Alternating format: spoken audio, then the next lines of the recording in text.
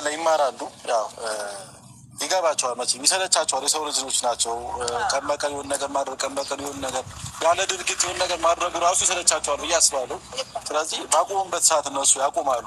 ለምን ሲሯሯጡ ውለው ሲሯሯጡ ለምን አያድሩ ከፈለጉ እና እኛ አይመለከተንም ለማለት ያለው እኛ አይመለከተንም። ሩታዬ ብቻ ያው የነገርኩሽ ነገር። አሰላሙ አለይኩም ወረህመቱላሂ ወበረካቱ። ውድ የቻናሌ ቤተሰብ ሰላም እንዴት ናችሁ? እኔ ደህና ነኝ አልሐምዱሊላህ። ዛሬ እንግዲህ ያው ሩታና አብርሽ ወደ ቱርኪ ለመሄድ እየተወያዩ ነው፣ ኤፍሬም እና ሩታ ማለት ነው።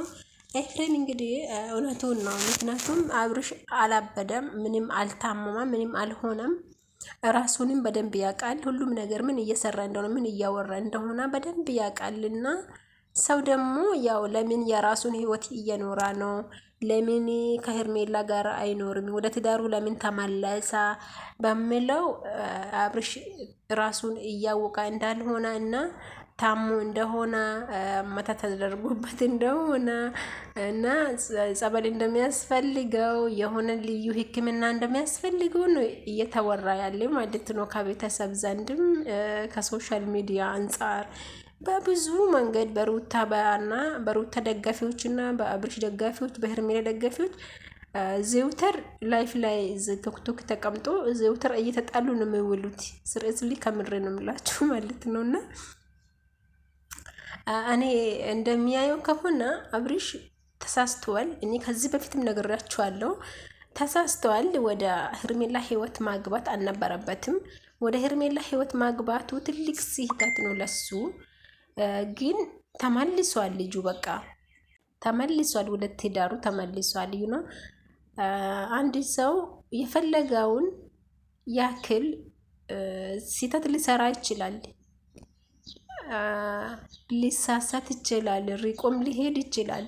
ትዳሬን ብሎ ወደ ትዳሩ ወደ ልጁ ወደ ሚስቱ ሲመለስ ወደ ቤቱ ሲመለስ ደስ ሊለን ነው የሚገባ እንጂ ልንጨባጨባ አይገባም። እና ኤፍሬም አሁን ያመጣ አስተሳሰብ በጣም ትልቅ ነው፣ ወድጄዋለሁ።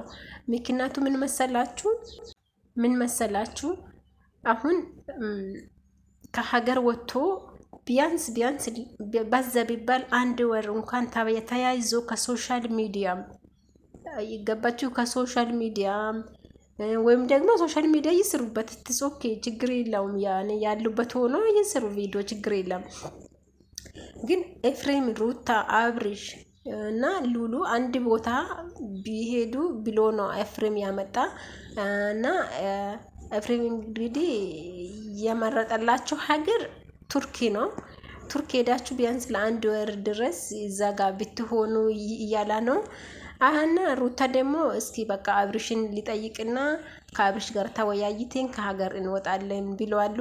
እና ሀገር እንደሚትወጡ እና ቀድማችሁ ማሳወቅ አልነበረባችሁም። ደስ ይላል። እናንተ ከሀገር ዱባይም ብትመጡ ኖርማል ነው፣ የለመዳችሁ ያኔ አይታችኋል ኦልሬዲ። እና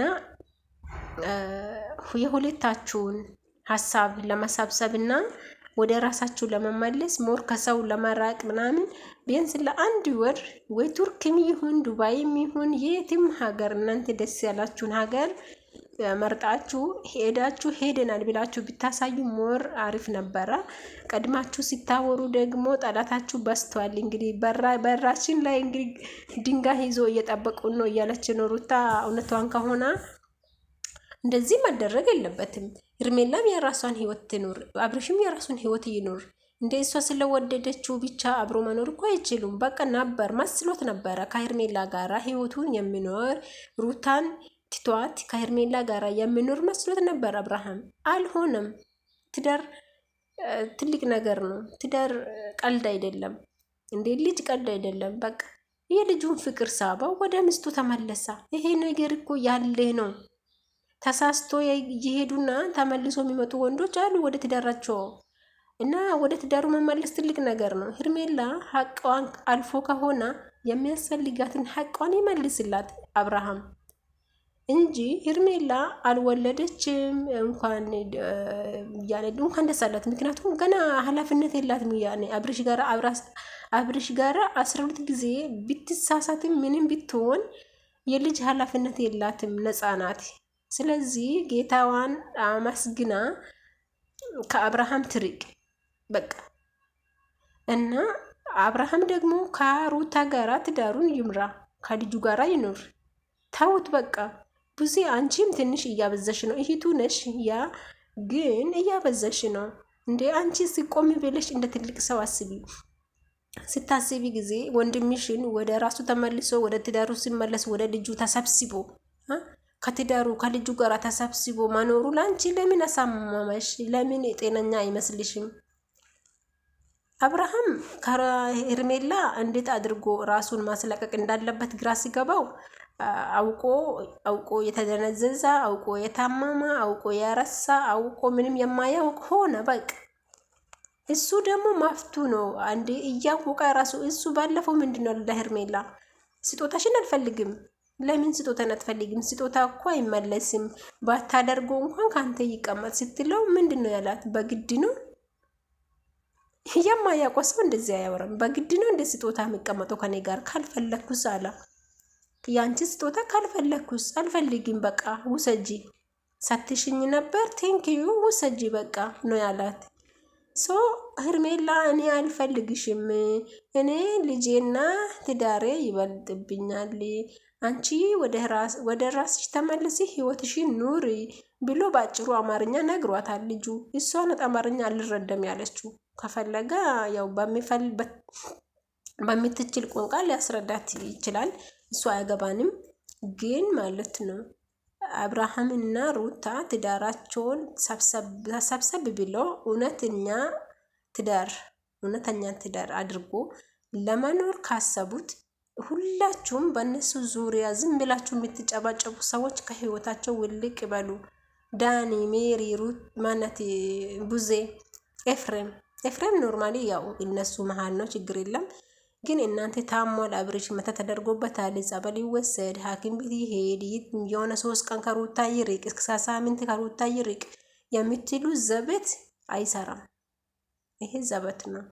ስለዚህ አብርሃምና ሩታ ህይወታቸውን ይኑሩ፣ እናንተም ህይወታቸውን ኑሩ። የሰውን ህይወት ሲሰበሰብ ሲስተካከል ደስ ሊለን ነው የሚገባ እንጂ ልንጨነቅ። ለምን ተመለሰ? ምን ሆኖ ነው የተመለሰ? ሩታ ምን አድርጋ ሆኖ? ሩታ ምንም አላደረገችውም። ሩታ ጠንካራ ሆና የራሷን ህይወት መኖር ስትጀምር፣ አብርሃም ደግሞ ልጁን ለማየት ልጁን ሲያይ ሁሌ የልጁ ፍቅር እየጨመረ መጣ። ከልጄ ጋራ ለምን አብሬ አኖርም? እኔ ምን ቸገረኝና ነው ከሌላ ሴት ጋራ የሚኖረው? ሩታ ያው ጸባዋን ካስተካከለች ምን አስጎደለችብኝ በሚለው መሪ ቀን ወደ ትዳሩ ተመለሰ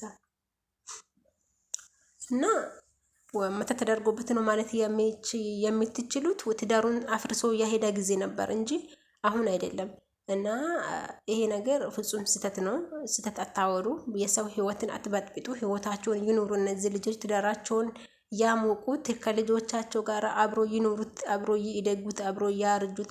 እናንተ ተው በቃ። እና የኔ ውድ ቤተሰቦች ደግሞ ሀሳብ አስተያየቴ ከተመቻችሁ ላይክ፣ ሼር፣ ሰብስክራይብ እና ኮሜንትን እያደረጋችሁ የእናንተንም ሀሳብ አስተያየት በኮሜንት አስታውቁኝ። እኔ የታየኝና የተመቻኝን ነው ያወራሁት። ስህተትም ካለብኝ አርሙኝ ማለት ነው። ምክንያቱም እኔ ትዳር ሲበጠበጥ ደስ አይለኝም።